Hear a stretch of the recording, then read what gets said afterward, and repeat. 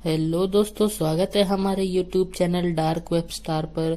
और अगर आपको भूत प्रेत और डरावनी कहानी सुनना पसंद है तो हमारे चैनल को सब्सक्राइब करना ना भूलें और साथ ही में नोटिफिकेशन बेल को भी दबा दे कि आने वाली हर वीडियो आपको पहले पहुंचे। तो चलिए देर न करते हुए अपने कहानी पर नजर डालते हैं। रात के अंधेरे में मैकू अपनी कार को दौड़ा जा रहा था। मैकू खुद कार चलाना और दूर दूर की यात्रा करना बहुत ही पसंद करता था। मैकू की बगल वाली सीट पर उसका दोस्त रमेश बैठा था। वो दोनों मुंबई से मेहर भागवती के दर्शन के लिए जा रहे थे। मैकू के माता पिता ने लाख समझाया था कि बेटा, इतनी लंबी दूर तुम लोग ट्रेन से सफर कर लो, पर मैकू माना नहीं और अपने दोस्त के साथ कार से चल पड़ा। रात के करीब 2 बजे होंगे। कार सड़क पर भागी जा रही थी। रह रह कर इक्के दुक्के ट्रक भी गुजर जा रहे थे। अचानक कार में कुछ गड़बड़ी मालूम हुई और मैकू ने सड़क किनारे कार रोक दी। मैकू कार से नीचे उतरकर बोनट खोला और जांच पड़ताल करने लगा। उसका दोस्त रमेश कार में ही बैठा रहा। काफी कुछ इधर उधर करने के बाद मैकू ने रमेश से कार को चालू करने के लिए कहा, पर यह क्या, रमेश तो बार बार चाबियां घुमा रहा था पर अब कार स्टार्ट होने का नाम ही नहीं ले रही थी। इतनी रात को वो दोनों क्या करे, कुछ समझ में नहीं आ रहा था।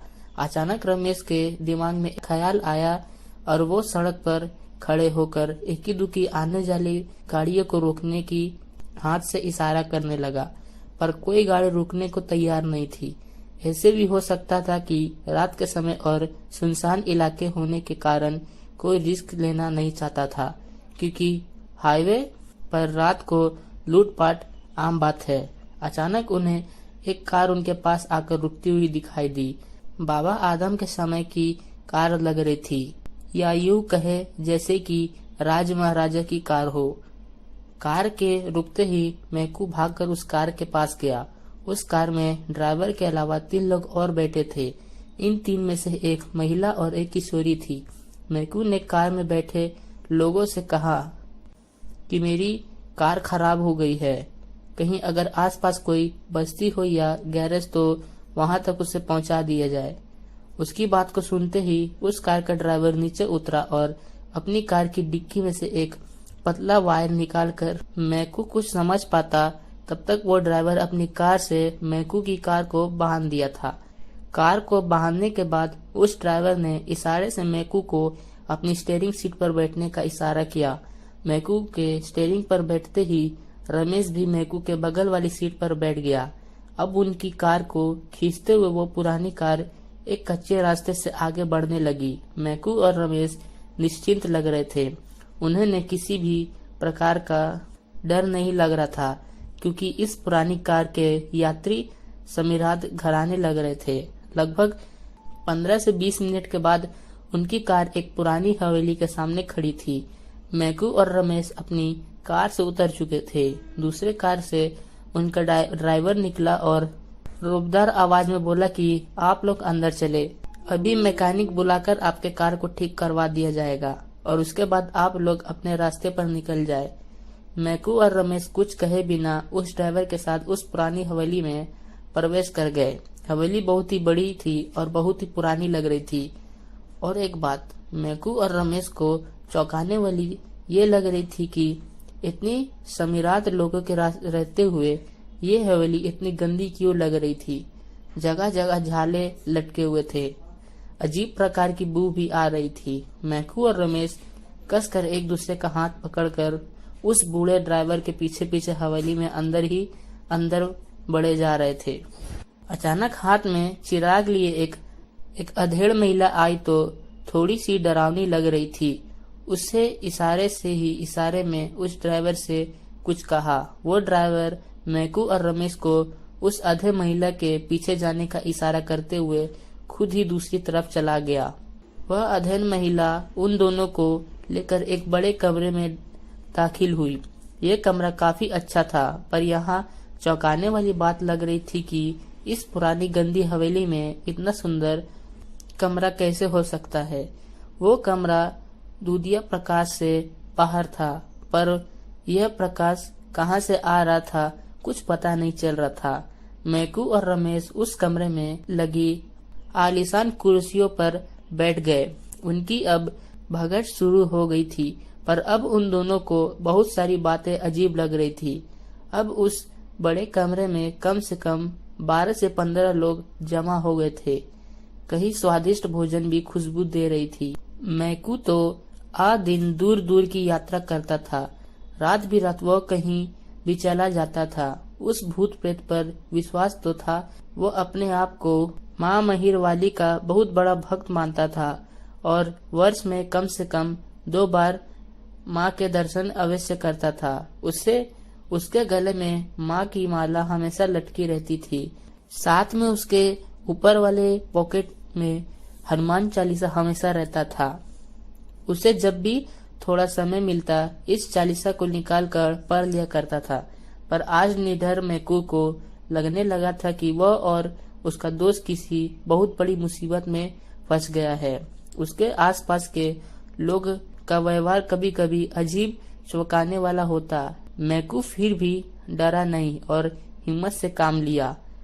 उसे अपने दोस्त को उठने का इशारा किया और पास में लगे एक सोफे पर बैठने का इशारा किया और इशारे में ये भी कहा कि तुम कसकर मेरा हाथ पकड़े रहना और डरना तो बिल्कुल नहीं। अच्छा, तो ये बात थी। अब मैकू और रमेश जिस सोफे पर बैठे थे वहां पास में ही एक आलीशान शीशा लगा था। मैकू आंखों से रह रहकर उस शीशे में देख ले रहा था। रमेश को अजीब लग रहा कि मैकू उस कुर्सियों पर से उठकर इस सोफे पर क्यों बैठा। शायद मैकू रमेश के जेहन में उठने वाली बात को समझा लिया था। उसने उसे शीशे में देखने के लिए कहा, और ये क्या? जो रमेश ने शीशे में देखा उसकी तो सिट्टी फिट्टी ही गुम हो गई। भय से उसका चेहरा पीला पड़ गया। दरअसल उस कमरे में चलते फिरते अच्छे लोग इस शीशे में बहुत ही भयानक लग रहे थे। इतने भयानक कि रमेश का कलेजा उसके मुंह में आ जाए। वह पसीने से पूरी तरह भीग गया था। शीशे में उसे यह भी दिखा कि ये लोग जो पानी या मदिरा पी रहे हैं वो खून जैसा लग रहा था। ये लोग जो खा रहे हैं वो किसी की मांस या हड्डियां लग रही है।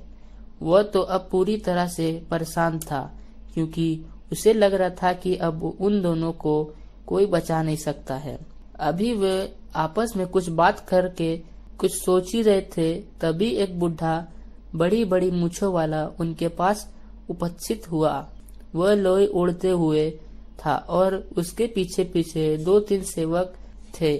वो बुढ़ा मुस्कुराते हुए मैकू से कहा कि आज उसकी पोती का जन्मदिन है। अच्छा हुआ कि आप लोग भी आ गए हैं।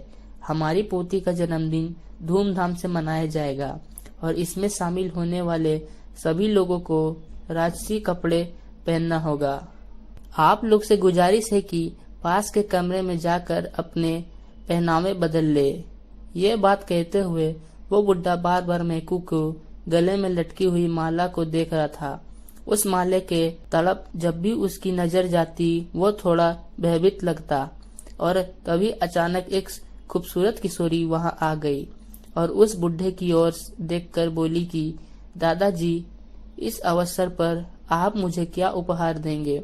वह बुढ़ा हंसकर मैकू और रमेश को देखते हुए बोला कि बेटी, तुझे मैं ऐसा उपहार दूंगा कि तू खुशी के मारे झूम जाएगी।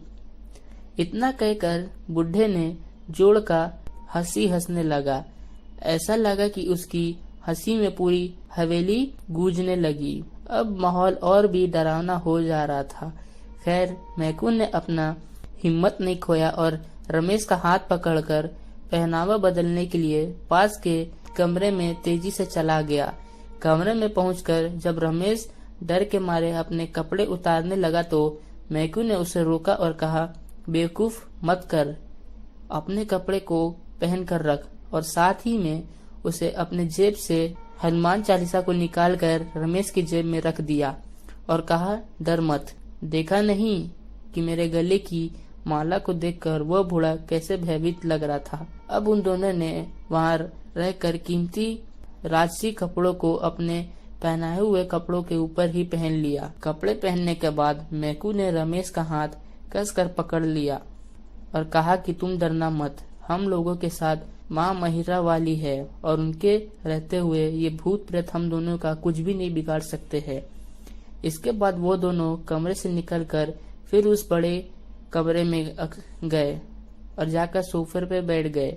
देखते ही देखते पार्टी शुरू हो गई। उस बूढ़े की पोती किसी राजकुमारी से कम नहीं लग रही थी, पर उसकी तो शीशे में देखने पर वो एक महाकुरूप डरावनी साया के रूप में तब्दील हो जा रही थी। वो किशोरी प्रसन्न मन से मैकू के पास आई और उसके कंधे पर एक हाथ रख दिया। कंधे पर हाथ रखते ही ऐसा लगा कि उस किशोरी को 440 वोल्ट की करंट लगी हो। अभी कोई कुछ समझ पाता तब तक वह भूत दूर जाकर गिर गया। अब तो वहाँ हड़कंप मच गया। मैकू सब समझ रहा था। उसे लगा कि ये जरूर उसके गले की माले की कारण का हुआ है। उस किशोरी के दूर गिरते ही कई भूत प्रेत उसे उठाने में लग गए, जबकि वह बुढ़ा दौड़कर मैकू के पास आया और थोड़ा तेज आवाज में डरते हुए बोला कि मैंने आपसे कहा था कि आप अपने कपड़े उतार कर हमारे यहाँ के कपड़े पहने, पर अब आपने नहीं माना। आप अपने गले में जो माला पहने हैं उसे भी उतार रख दीजिए। यही हमारा यहाँ की प्रथा है। मैकू ने ना में सर हिलाते हुए कहा कि वो किसी भी हालत में इस माले को नहीं उतारेगा। इतना कहते ही वो रमेश का हाथ और कस के पकड़ा हुआ खड़ा हो गया। अब तो उस कमरे का हाल पूरी तरह से भयावह हो गया। जो लोग सीधे साधे लग रहे थे अब वो भयानक हो गए थे। कुछ के तो बड़े बड़े दांत बाहर निकल आते, कुछ अजीब हरकत कर रहे थे। मैकू और रमेश को डराने की कोशिश कर रहे थे, पर किसी की हिम्मत नहीं हो रही थी कि इन दोनों के पास आए। मैकू ने रमेश से कहा कि लगभग सुबह होने वाली है और सुबह होते ही यह भूतिया माया दूर हो जाएगी, इसलिए हमें कुछ समय और निर्दयता के साथ इनका सामना करना है। इसके बाद वो लोग फिर से वही सोफे पर बैठ गए। आंख बंद करके माँ महिला वाली भक्ति को गौराने लगे। उनके अगल बगल में बहुत सारी आवाज चीख पुकार आ रही थी, पर वो इन सब से बेखबर होकर बस मन माँ का नाम ही लिए जा रहे थे। कुछ समय के बाद अचानक आवाज आनी बंद हो गई। मैकू और रमेश ने अपनी अपनी आंखें खोल दी। अब वहाँ इन दोनों के अलावा कोई नहीं था। हवेली भी तो नहीं थी, तो क्या ये दोनों सपने देख रहे थे? खैर वो दोनों उठे और वहाँ से चलने को तैयार हुए। सुबह होने वाली थी और सूरज की आभा उस जंगल में धीरे धीरे फैलने शुरू हो गई थी। अचानक मैकू कार के पास गया और दरवाजा खोलकर बैठ गया। उसने कार को स्टार्ट किया तो वो बिना देर किए चालू हो गई। अब उसके बगल में रमेश भी बैठ चुका था। वह जंगल से बाहर निकलकर एक कच्चे रास्ते पर हो लिए। कुछ दूर आगे चलने पर उन्हें एक चाय की टपरी दिखाई दी। मैकू ने वहीं अपनी कार रोक दी और कार से उतरकर उस टपरी में आ गए। टपरी में आते ही दुकानदार थोड़ा डर से मैकू की तरफ देखकर बोला, साहब आप लोग सुबह सुबह इस जंगल में से कहाँ से आ रहे हैं? कहीं आप लोग रात को ही नहीं तो? मैकू एक टूटी बेंच पर बैठा हुआ अब तक की सारी घटना सुना दी।